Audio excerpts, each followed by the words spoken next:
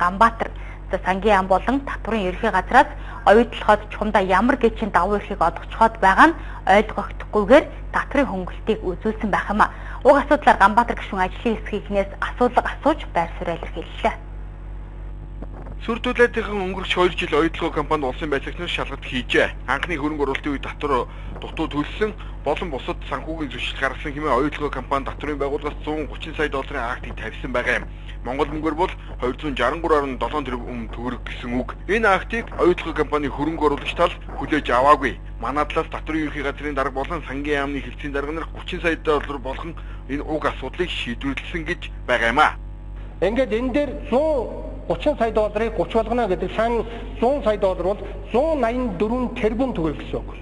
Энэгээр багш нар эмчнэрийнхээ цалинг, хүүхдүүдийнхээ хоолны мөнгийг, тэтгэврийн насныхаа хүмүүсийн тэтгэмжийн тэтгэврийг нэмэгдүүлэх боломж. Энэ боломжийн төлөө энэхүү маргаан таслах комиссийн тэр протокол, аудио бичлэг бүх мэдээллийг авъя. Энэхүү одоо энэ гарч байгаа зүйлүүд үнэхээр болохгүй байна гэдэг зүйлийг л би гаргаж тавья гэсэн. Энэ мэдээллүүд ил тод 34% эзэмшиж байгаа Монголын ард түмэнд тодорхой байх ёстой. Тэгэхээр Монгол улс 184 тэрбум төгрөгөөр хохирж байгаа гэж Ганбаатар гишүүн үзэж байна. Чухамдаа ямар учир шалтгааны улмаас иймэрхүү шийдвэр гаргасан бэ гэдгийг ажлын хэсгээс асууж мэдээллийг өгөхийг хүсгэд улсын хурлын гишүүнд энэ мэдээллийг өгөхгүй. Нууцлын зэрэгтэй оюутлогод дүгнгээд хуульчилчихсан байгаа гэх юм. Өнөөдөр төсвийн ардагт жилийн эцэст нэлээд өндөр гарна гэж байгаа. Ийм л үед улсыг хохирохгүйгээр татврын хөнгөлтийн талаар мэдээлэл шалгаж түүнд ийм хариултыг өгч байна гэж Ганбаатар гишүүн хэллээ. Төрийн төлөө үнэнчээр ажиллах хийх боломжийг өгөхгүй байгаа энэ Батмагна, Ганбат гэсэн, Батцэцэг гэсэн дарга нарыг байлцуулаад та бүхэнтэй нээлттэй ард түмний өмчийн талаар хуралдаан хийж мэдээллийг ард иргэдэд нэгдүгээрт өгнө. Хоёрдугаар та бүхэн тэр Батмагнагаас асуух асуултыг би та нартай санал болгож байна.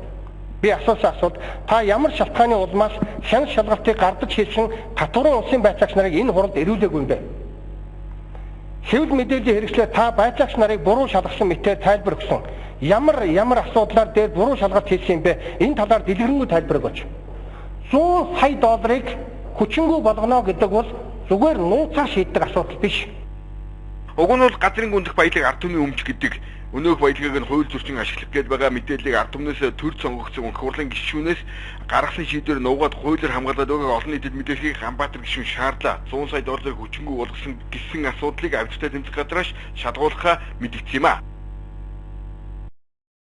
Төр зөвхөн оройролтын татвар авахаар зохицуулсан байна. Цагаан сургад төр хувь эзэмшихгүй байх шалтгаанаа эдийн засгийн ямарлаас болоод 34% оногдох 350 сая доллар байхгүйгээс гэсэн хачирхалтай тайлбараар өглөө. Манайд бол уул уурхайн бүлгэл маш ихтэй байна. Уул уурхайтай мөнгө чиг болж байна л да үнэндээ бол. Хамгийн харамсалтай нь Монголын төрийн эзэмшиж чадаагүй хувийг гадны компаниар дамжуулж гадны төр эзэмшнэ. Хятадын компаниар дамжуулж хятадын төр эзэмших болно. Энэ бол хамгийн осолтой. Ингээд яг өдийн үед ингэж маш хүчтэй лоббигоор ингэж уул уурхайн баялагийг өөрсдийн өмч болгож байгаа юм.